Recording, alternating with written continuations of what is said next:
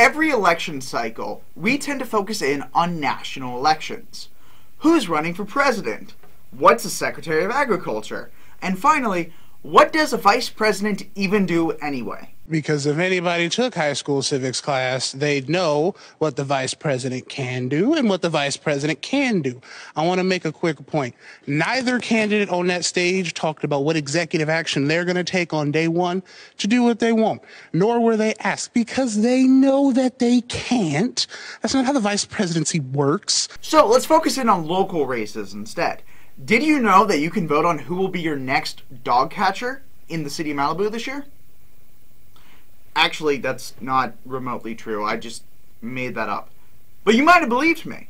Hi, I'm Hunter Dunn, and this is DunnCensored.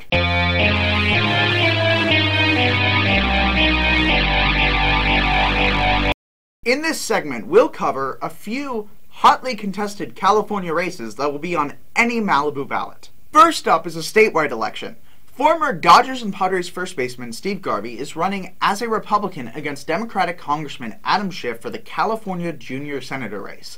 This seat is held by interim Senator LaFonza Butler, who was appointed by Governor Gavin Newsom after former Senator Dianne Feinstein passed away in September of 2023. Recent polling suggests that Garvey is trailing significantly behind Congressman Schiff, but that margin didn't stop the debate on October 8th from receiving significant coverage. The issues on the table, both in the debate and in their election race, are national reproductive rights, gun control, and immigration. Next up is a countywide race that is threatening to oust an incumbent, the Los Angeles District Attorney campaign.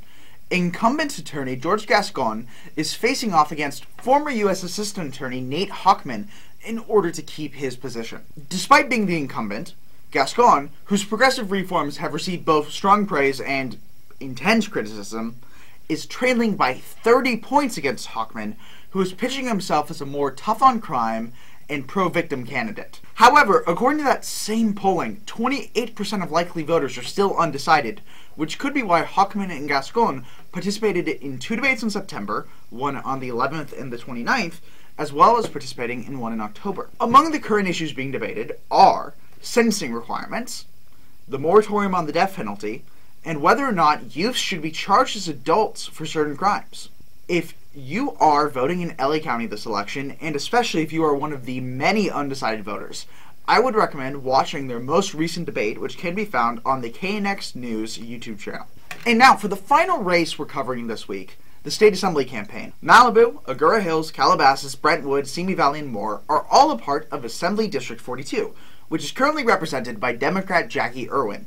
Assemblywoman Irwin is facing off against Republican Ted Nordblum to keep her seat this November.